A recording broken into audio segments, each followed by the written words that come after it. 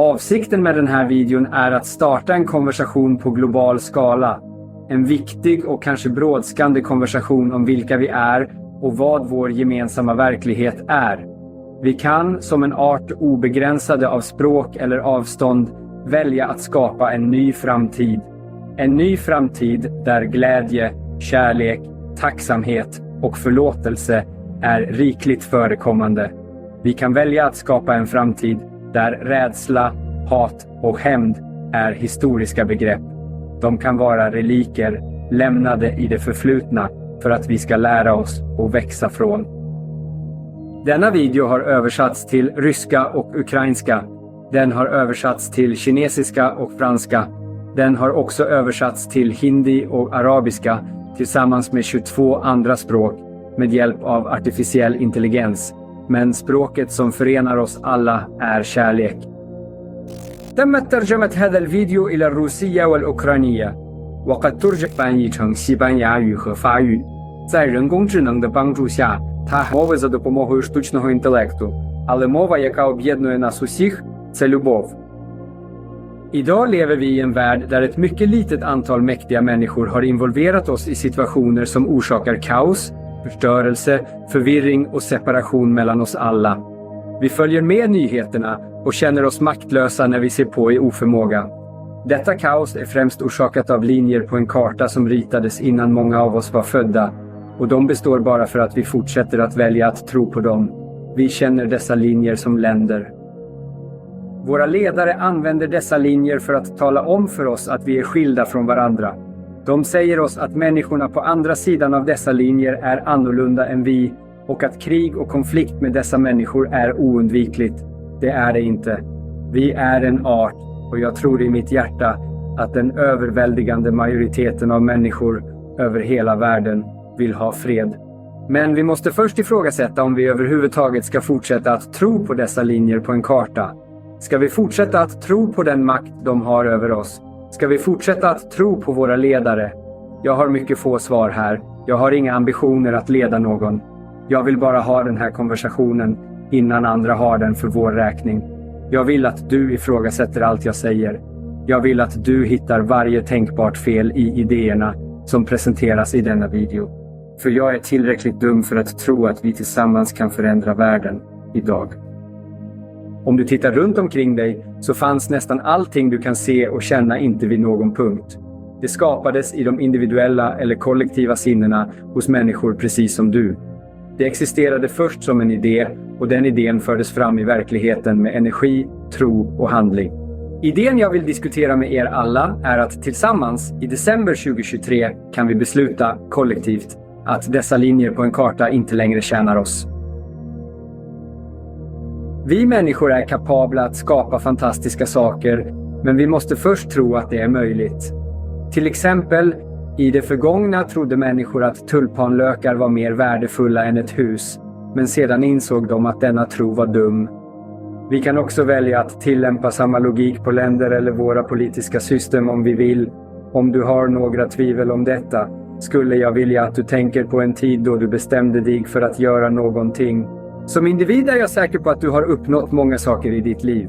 Från det ögonblick du lärde dig att gå och prata har du uppnått så mycket, och det är troligt att det finns saker du arbetar med för närvarande, framtida mål du arbetar med, som en grupp. Jag är säker på att det har funnits tillfällen då ni arbetade tillsammans för att åstadkomma något i ett sportlag eller ett grupparbete i skolan eller på jobbet.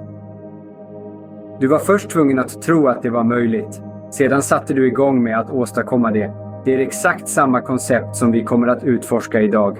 Tillsammans kan vi alla lära oss att gå som individer på denna planet, och tillsammans som en enad art om vi väljer att göra det. Under 2000-talet har de beslut som fattats av de människor vi har gett makten till haft avsevärda konsekvenser för alla våra liv. Och just i detta ögonblick är det mycket uppmärksamhet på vad som händer mellan flera nationer inblandade i konflikter som vi uppenbarligen inte har någon kontroll över. Det är dock mindre uppmärksamhet på vilken sorts värld de människor som för närvarande är vid makten försöker skapa utan vårt samtycke eller perspektiv. Vi behöver ha vår egen konversation innan vi är underkastade nyckeln hos galna människor. För närvarande deltar vi alla i en verklighet där 8 miljarder av oss har gett makten till några utvalda individer som utövar sin egen vilja och upprätthåller sina egna meningslösa konflikter, medan de förtvivlat försöker övertyga oss att stödja dem med sina medier och sin makt. Syftet med den här videon är att helt enkelt plantera idéns frö i våra sinnen om att vi kan förändra vår verklighet genom att välja att inte erkänna eller tro på de linjer på vår karta som har skapat förutsättningarna för krig. Mitt hopp är att den här videon framkallar tankeväckande och kritisk diskussion över hela världen om huruvida dessa linjer behövs längre och om huruvida de personer som insisterar på att de gör det bör lyssnas på längre. De linjer vi har dragit över vårt hem är källan till så mycket rädsla och hat, och vi ger dem så mycket makt. Om vi tar bort dessa linjer, då kommer människor inte ha något annat val än att förenas som suveräna individer under ett gemensamt mål för allas vårt och vår planets, hennes, bästa. Vi kan tro på något större än vårt land. Jag föreslår att vi kollektivt kan samlas för att hitta vårt eget syfte, vad det än kan vara. Om vi väljer att ta hand om denna idéfrö skulle det kunna skapa början på en verklig förändring för varje människa på planeten.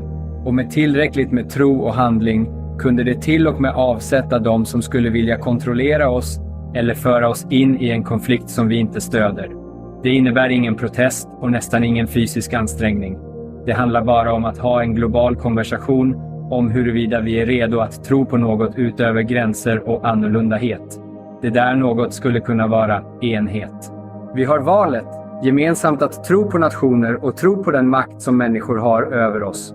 Vi kan även kollektivt utforska tanken att vi kan avvisa all makt som utövas över oss, som en del av en kollektiv medvetenhetens utveckling, och det kan börja med ett enkelt samtal.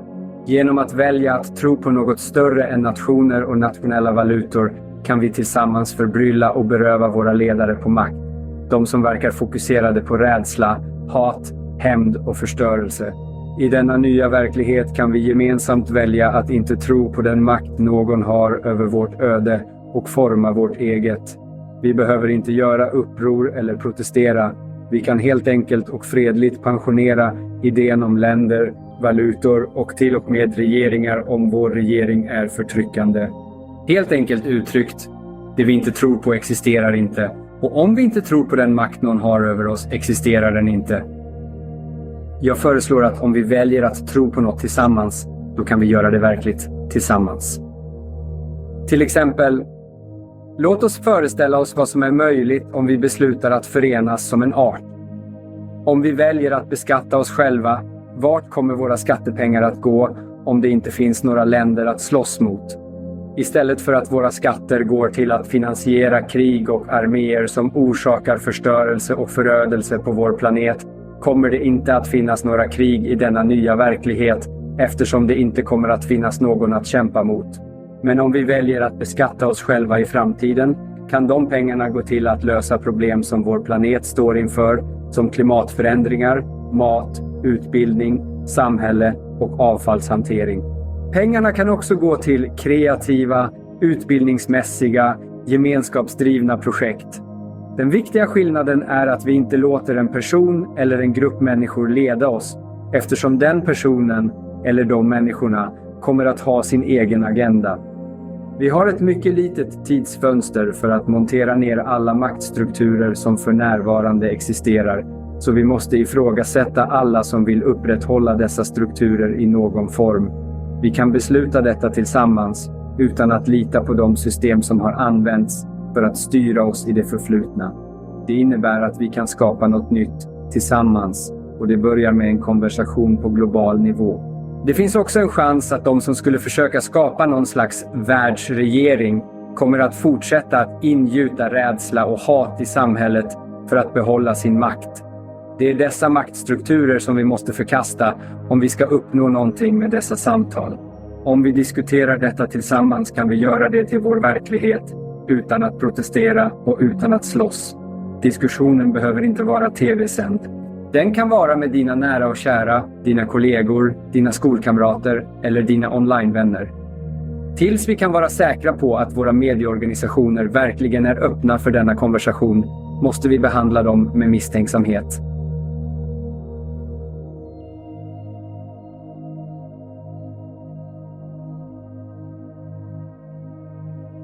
Vi kan ha denna diskussion med kärlek, öppenhet, vänlighet och tacksamhet för möjligheten att definiera vad mänskligheten är, istället för att ha det definierat för oss av galna människor i kostymer. Och detta kommer att fungera eftersom det aldrig har gjorts förut i denna skala. Det kommer att fungera om vi förkastar föreställningen att de enda alternativen är demokrati, kommunism, anarki eller monarki. Det är en illusion för att hålla oss bundna till kontrollsystem. Vi kan istället utforma något helt nytt som fungerar för oss på 2000-talet. Något fräscht och oförvanskat som vi kan skapa från en plats av kärlek till mänskligheten och kärlek till den planet vi kallar hem.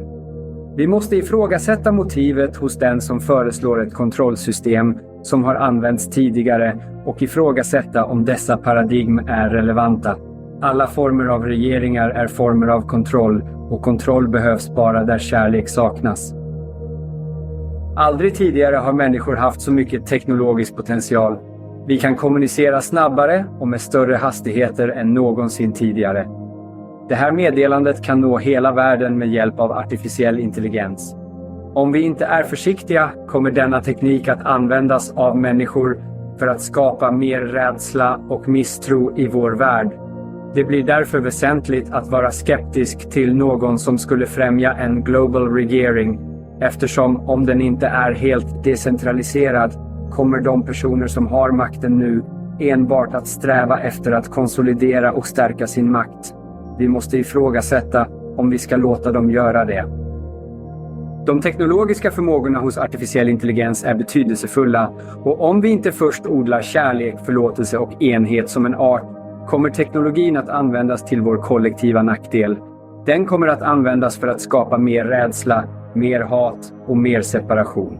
Istället kan vi använda AI för det kollektiva goda, för att ansluta till varandra, för att skapa gemenskap, för att ta hand om vår planet och för att ta hand om kommande generationer. Om vi kan enas, då kan vi förändra samtalet om hur en framtid med artificiell intelligens ser ut i denna nya verklighet. Om vi inte agerar nu är det oundvikligt att människan, i värsta fall, kommer att förstöras av teknologin, eller i bästa fall bli vad hästen och duvan har blivit för oss, reliker från en svunnen tid utan någon användbar roll att spela på denna planet. Samtalet om artificiell intelligens just nu domineras av människor som är rädda för den, men vi missar poängen. Människor frågar vilka värderingar artificiell intelligens kommer att anta, som om religioner, kultur eller politiska ideologier från något enskilt land kommer att vara av någon betydelse för den. Artificiell intelligens kommer att lära sig av oss, och om vi ska göra den säker och kärleksfull måste vi först odla säkerhet och kärlek i våra hjärtan tillsammans. Den säkerheten och kärleken är vårt ansvar. Vi kan välja att visa artificiell intelligens det goda i mänskligheten eller det onda, men det är upp till oss. Om vi visar AI att vi är en vild och arg art, inriktad på krig, förstörelse och kontroll, då är det den kommer att lära sig av oss, och så kommer den att behandla oss, och den kommer definitivt att överlista oss. Om vi å andra sidan lär den kärlek, medkänsla och glädje, så är det vad den kommer att lära sig av oss, och så kommer den att behandla oss. Just nu är AI en bebis. Det är ren potential, och precis som med en bebis, om vi visar den kärlek och hur man älskar, kommer den att blomstra ut till något magnifikt som vi alla kan häpna över. Om vi dock visar den våld, annorlundaskap och hat, då är det så den kommer att se sig själv i relation till oss, och vi kommer att ha fött ett monster av vår egen skapelse. Valet är vårt att göra, och det börjar med att ha en konversation om hur vi tillsammans kan montera ner de maktstrukturer som finns i världen och besluta att välja kärlek framför hat. Hur skulle detta samtal se ut som ett samhälle? Kanske du kan prata med någon närstående och fråga dem vad de tycker om idéerna som diskuterades i den här videon. Du kan fråga dem om de vill hjälpa oss att skapa en värld fri från terror och rädsla. Du kan diskutera om länder verkligen är verkliga eller inte, och om idén om ett land är människoskapad eller naturlig. Det är möjligt att diskutera hur vi kan gå tillväga för att tillsammans besluta att helt och hållet avskaffa konceptet med länder. Man kan diskutera för- och nackdelar med att bestämma som en kollektiv art, att välja att inte tro på de gränser vi har ritat på vår planets karta, att välja kärlek över rädsla, att välja individuell suveränitet över kontroll. Det är också viktigt att ta upp verkligheten bakom varför länder existerar från första början. Det finns många udda formade linjer som dragits av generaler och politiker, specifikt med avsikten att hålla oss i ett evigt tillstånd av rädsla och krig. Exempel kan inkludera Israel och Palestina eller Mellanöstern och Afrika, Irland och Nordirland eller till och med Cypern. Vem drog dessa linjer och vem gynnas av deras fortsatta existens? Det är viktigt att ifrågasätta varför dessa linjer finns från början och hur dessa linjer används för att kontrollera oss genom att hålla oss i ett tillstånd av rädsla. Denna rädsla är förklädd till säkerhet, men det är en lögn. Den stöder korrupta politiker, armégeneraler och vapentillverkare som tjänar på att hålla krigets koncept levande i allas våra sinnen. Om det inte finns några länder, då kommer vi inte ha någon att slåss mot. Vi kan välja kärlek istället för hat. Vi kan välja enhet istället för separation. Det finns ingen anledning att fortsätta kampen. Det här är ett spel som spelas av människor som inte har vårt bästa för ögonen. Vi är lika obetydliga som schackpjäser för dem, eftersom vi är delade och distraherade av påhittade små problem. Samtalet börjar med dig. Det här samtalet kan börja med att fråga någon om de tycker att den här idén är helt galen. Det är välkommet, men för er som tycker att det är galet skulle jag vilja fråga er vad alternativet skulle kunna vara. Ska vi fortsätta att slåss i småaktiga krig över territorier som inte borde tillhöra någon? Ska vi fortsätta tro på linjer på en karta som ritades av människor med sin egen själviska agenda? Det kan vara dags att tacka våra politiker, ekonomer och eliter globalt, eftersom vi bestämmer att de inte längre talar för oss. De har gjort sitt bästa, men de har inte skapat säkerhet i vårt samhälle. De har alla misslyckats med sitt jobb. Det kan vara dags för oss att ta kontroll över vår verklighet genom att göra oss av med de djupt rotade samhällsstrukturerna, politiska och företagsstrukturer som endast tjänar till att hålla de mäktiga vid makten till varje pris. I denna nya verklighet, vi kan välja att inte tro på dessa strukturer. I denna nya verklighet vi diskuterar kan vi ta bort alla länder och gränser. Vi kan befria oss från alla som skulle säga oss att de linjerna på kartan som vi har dragit är verkliga och att människorna på andra sidan dem är farliga. Detta gäller alla uppdelningar som religion, ras eller kön. Vi behöver inte skada någon när vi diskuterar detta. När vi skadar andra, skadar vi verkligen oss själva. Allt vi gör nu måste göras med kärlek. Vi kan behandla vår nya verklighet som en nyfödd bebis genom att duscha den med villkorslös kärlek. Vi kan enkelt och vänligt ta bort deras makt genom att välja att inte tro på den och älska dem för att visa oss vad vi inte är. Behöver vi verkligen en regering om vi har kärlek som en vägledande princip? En regering, oavsett hur välmenande, har inte ett hjärta och det är viktigt att vi kommer ihåg det. Hur skulle detta se ut? Tänk dig att ta bort makten från politiker, ekonomer och eliter som skulle vilja kontrollera oss. Vi kan göra detta tillsammans, som en global befolkning som väljer att inte tro på de linjer vi har ritat på kartan eller valutan som de har kontroll över. Vi kan älska de politiker, ekonomer och eliter medan vi tar bort deras makt och tacka dem för att de visat oss vem vi inte är. Föreställ dig att ta bort makten från generaler och extremister som skulle föra oss till krig tillsammans, som en global befolkning som väljer att tro att det inte finns några linjer på kartan och att deras valuta inte har något värde för oss. Vi kan älska de där generalerna och extremisterna när vi tar bort deras makt och tacka dem för att de visar oss vilka vi inte är. Tänk dig att stänga ner företagen som tillverkar vapen, som en global befolkning som väljer att inte tro på de linjer vi har ritat på kartan eller den valuta de använder för att ha makt över oss. Vi kan älska dessa företag och vd:ar samtidigt som vi tar bort deras makt och tacka dem för att visa oss vilka vi inte är. Föreställ dig att ta bort makten från någon person eller organisation som skulle försöka att förslava oss, manipulera oss eller ljuga för oss, som en global befolkning som väljer att inte tolerera det längre. Vi kan älska dessa människor när vi tar bort deras makt och tacka dem för att de visat oss vem vi inte är. När vi är enade och det finns inga landsgränser, finns det inget att kämpa över. Tillsammans kan vi skapa en värld förenad i kärlek.